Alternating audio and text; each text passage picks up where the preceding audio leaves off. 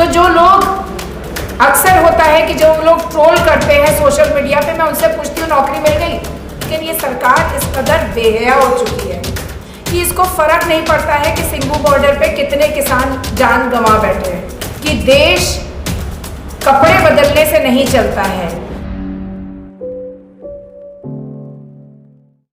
मैं अगर बात करूं तो दिमाग में आता है वो 2014 का मैनिफेस्टो, जहां पे बड़े बड़े जुमले दिए गए थे, बड़े बड़े रोज़गारों की बातें की गई थी, 5 ट्रिलियन इकॉनमी तक पहुंचने की बात की गई थी और तमाम चीज़ें थी, वो सब आपके आगे हैं।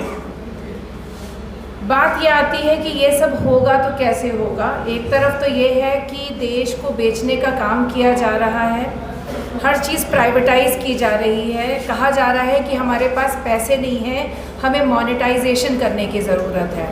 इसलिए हम जितनी भी PSUs हैं, जितनी भी पब्लिक से रिलेटेड जो सार्वजनिक हमारी संस्थाएं हैं, उसको बेचना ज़रूरी है।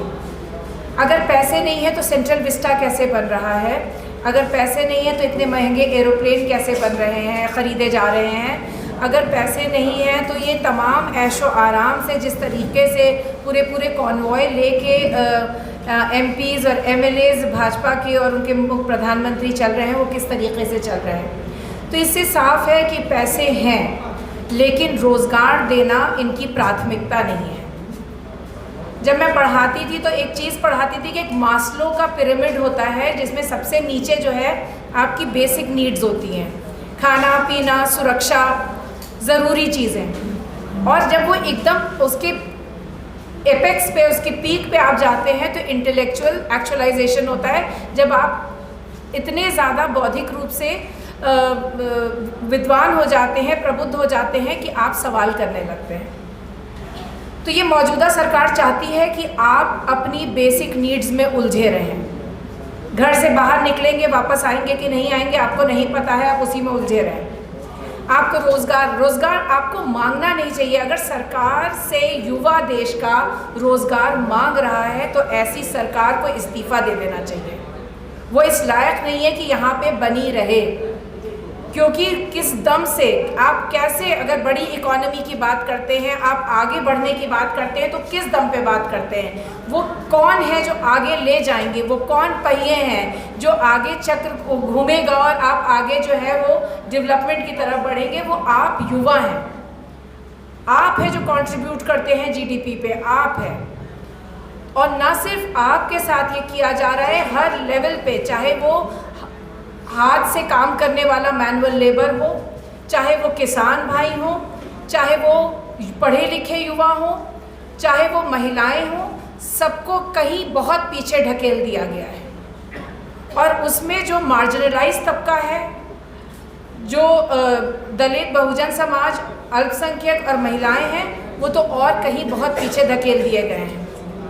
तो ऐसे में ये तो समस्याएं हैं, लेकिन हमें इसका हल ढूंढना पड़ेगा।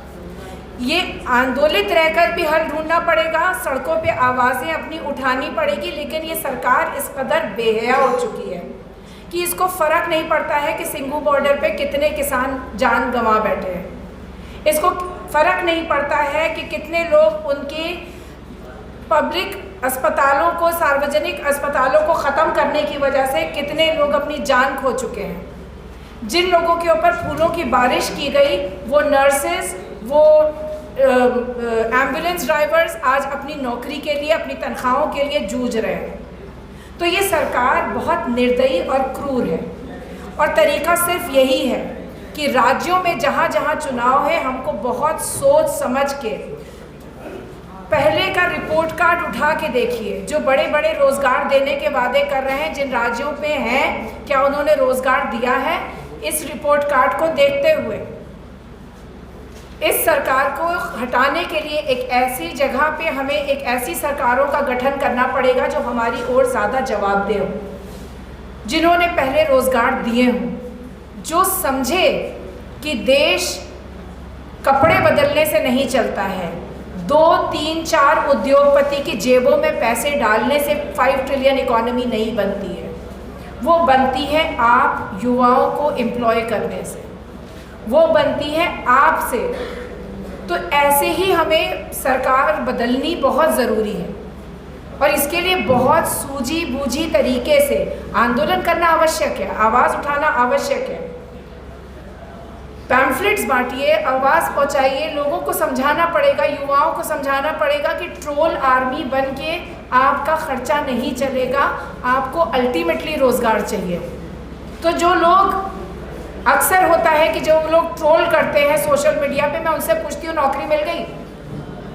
ज़्यादातर बेरोज़गार हैं। तो हमको ये समझना पड़ेगा कि रोज़गार सबके लिए आवश्यक है। जो ट्रोल कर रहा है वो भी कहीं ना कहीं जानता है कि मौजूदा भाजपा सरकार ये देने में सक्षम नहीं है और इसलिए ज़रूरी है कि सरकार बदली जाए, एक ऐसी सरकार का गठन हो जो आपको रोज़गार दे सके। एक चीज़ और है और उसके बाद मैं अपनी बात को विराम दूंगी कि जितना प्राइवेटाइजेशन बढ़ेगा, ये साफ सुप्रीम कोर्ट की रूलिंग है कि उतना आरक्षण घटेगा, क्योंकि प्राइवेट कंपनियां बाध्य नहीं हैं आरक्षण देने के लिए। एक बहुत बड़ा तबका नौकरी पाने से वंचित हो जाएगा। जब सरकारी नौकरी नहीं मिलती है तो ऐसी बहुत सारी सुख और सुविधाएं हैं, जो आराम है, जो आपको बेहतर नौकरी करने में मदद करती थी, जो जैसे कि कॉम्पनसेशन मिलता था, अगर किसी का देहांत हो जाए या चोटिल हो जाए तो उसको कॉम्पनसेट किया जाता था, परिवार में किसी को नौकरी दी जाती थी, हेल्थ बेनिफिट से। वो सारी चीज़ें प्राइवेट कंपनियां अगर आपको देंगी तो आपसे उसका दुगना इंश्योरेंस वसूलेगी। तो इसलिए ज़रूरी है कि हम इसको बचाएं, इन प्राइवेटाइजेशन को होने से। मोनेटाइजेशन के ख़िलाफ़ भी उतना ही आवाज़ उठाएं जितना कि रोज़गार मांगने से उठाएं, क्योंकि अल्टीमेटली मोनेटाइजेशन जितना बढ़ेगा, प्राइवेटाइजेशन जितना बढ़ेगा, उतना रोज़गार घटेगा और आरक्षण उतना ही कम होते होते ख़त्म हो जाएगा। तो सरकार को ख़त्म करने के लिए कोई नया बिल नहीं लाना पड़ेगा, वो धीरे से उसको ख़त्म अपने आप ही कर देंगे। तो इसी बात के साथ मैं अपनी बात को विराम करती हूँ। आंदोलन बहुत ज़रूरी है, हमें एकजुट रहना बहुत ज़रूरी है अक्रॉस पार्टी लाइन, क्योंकि रोज़गार के लिए किसी पार्टी की ज़रूरत नहीं, किसी धर्म जाति की बात नहीं। तो इसलिए across party line, communal line, caste line, सारे युवाओं को साथ आना पड़ेगा और अपनी मांग को पुरजोर तरीके से रखनी पड़ेगी। खबरों में बने रहने के लिए फोरम 4 को सब्सक्राइब करें और नोटिफिकेशन पाने के लिए बेल आइकन दबाएं।